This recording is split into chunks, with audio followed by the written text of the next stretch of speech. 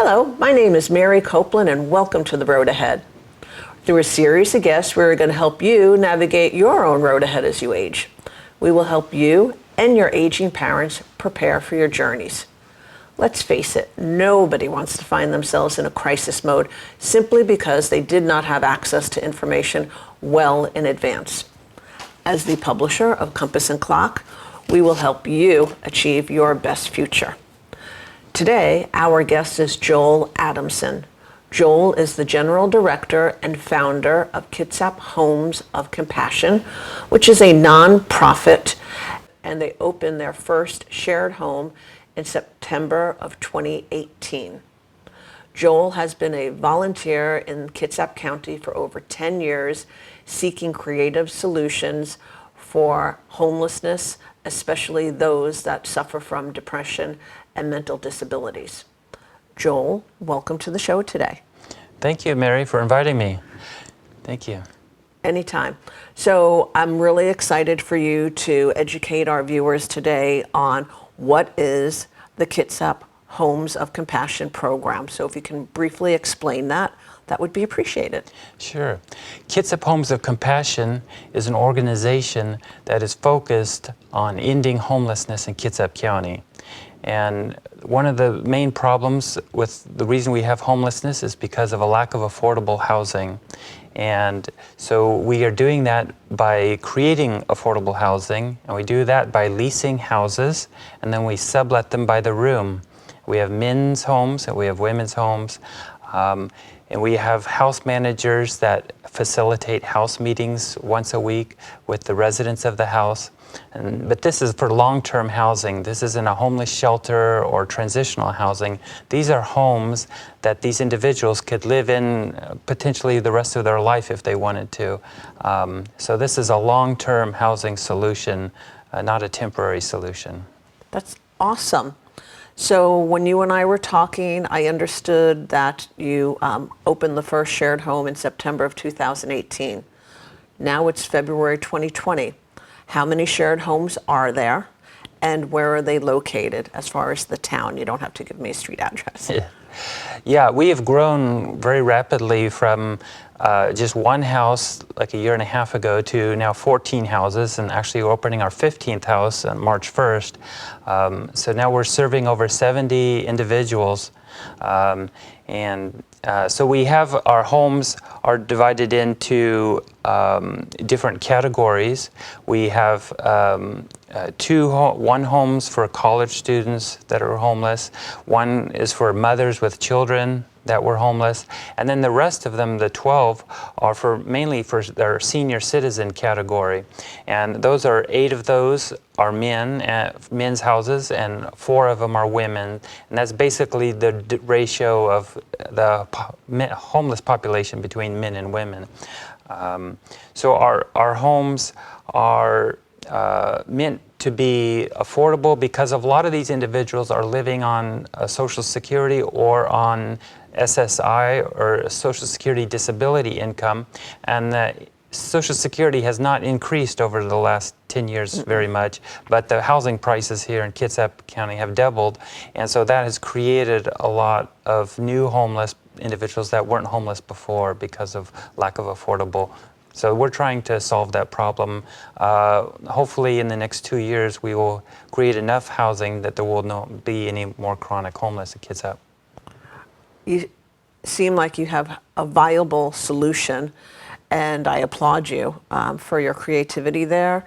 And out of the 12 homes, or the 14 homes really, but specifically the 12, they service Kitsap County, and some are in Bremerton, one's in Poulsbo. So could you just give us a quick lowdown on the 12 just location? Sure, yeah. On our website, kitsaphoc.org, we have a map that shows where all the houses are located in Kitsap County.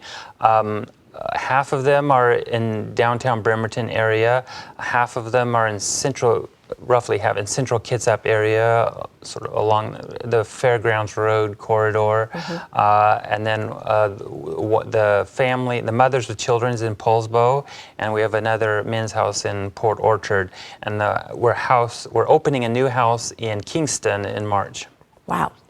So how would somebody find out if they qualify to be a resident? And is there a waiting list?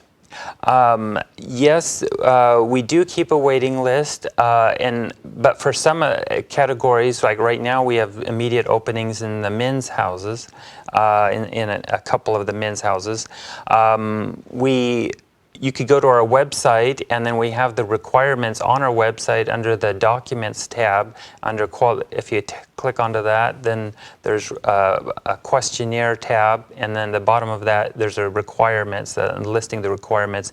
Basically, we just require that someone does not have a criminal record of a violation in the last 3 years of a violent crime, not on the sex offender list. If they have an income of at least $700 a month. So we don't financially we don't check their FICO score is not an issue. If they have previous evictions, that's not a problem. So we make it simple, but we also make sure it's safe for the other residents in the house and for the neighborhood. Okay, so go to the website, and what is the average cost? And within a home, what's the average number of rooms in a home? The homes vary from 3-bedroom to 6-bedroom, and most of the houses are 1 person per room, so 90% of the people have a private bedroom with their own locking door, and the costs vary from $500 to $650 per month, and that cost includes all of the utilities and internet and a landline phone for the house. So the cost is basically calculated on what it cost us to lease the house and pay the utilities, and just divided by the number of people in the house to make a break-even cash flow there. So we rely on donations for about 10% of the cost, but 90% of the cost is paid for by the residents themselves. Okay. And when, I guess what would be a great question is, can you explain what is the difference between chronic and one-time homelessness? Yeah, that is a good question because the statistics are published that there's annually about 1,200 people in Kitsap County that are homeless at least one time during the year, but we don't have 1,200 people continuously homeless. Actually, only 25% of that number is chronically homeless, at 1/4. So it's about 300 people that are chronically homeless. That means they're homeless for 12 months or more, or they've been in and out of homelessness multiple times in a 2-year period. And then 75%, it's just their homelessness is a one-time situation for a few weeks or for a few months, but generally they're not homeless again after that. And the reason for that is important is because the chronically homeless, they tend to have more complicated medical or mental issues, and most of them are actually on disability, means they have been cleared by a medical doctor that they are chronically disabled. And it's just, we feel it's just very unfair that someone who is not a drug user, not an alcohol user, out of nothing that they have done wrong on their own, they just have a disease and they're basically forced to be homeless. So we feel we need to step up and help, especially those individuals, create housing for them so that they could afford to pay for it with their disability income. That's a brilliant program and an idea to help others. You're opening a new home, a shared home in Kingston. How many bedrooms is that one going to have? It's going to be 5 bedrooms. 5 bedrooms. And you're hoping within the next couple of years to help solve the chronic homeless situation for those individuals with the disabilities, mentally, behaviorally, physically, etc. So how many more homes do you think that's going to take? Well, based on the statistics that Kitsap County keeps, so there's about 300 chronically homeless in Kitsap County. We've already housed about 20% of those with the homes that we've already started. But in total to house 300 people, and the average is 4 or 5 people per house. So we'll need about 60 houses altogether. So we will need to open, 35 more houses before we have eradicate chronic homelessness in Kitsap County. It's a big undertaking. We do need to wrap up shortly because we're almost out of time. So I'm going to throw another question at you, and maybe you can use this question in wrapping up. Do you need help?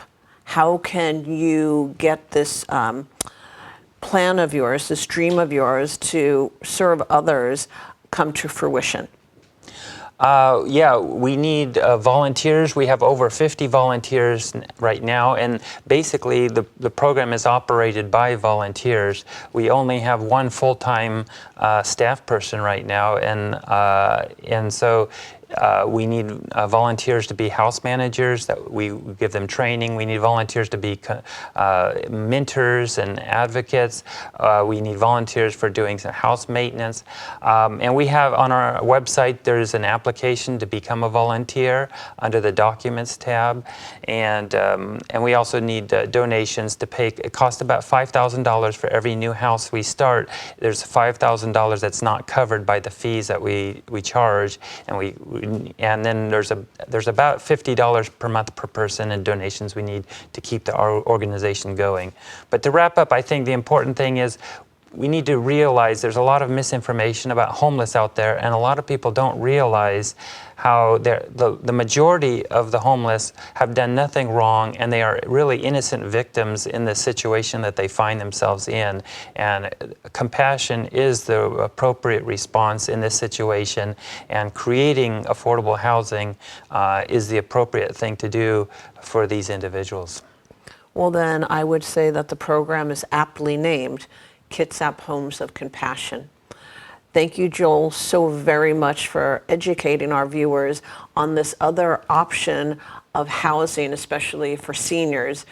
We know fixed incomes limit your choices, and Joel and his team have a very creative solution. So I implore you to share this video and episode on BCAT with others. Go to the website, learn more information. Thank you, Joel, for joining me today. Thank you, Mary. Thank you, viewers, for being with Joel and I today, too. Until the next time, have a great day.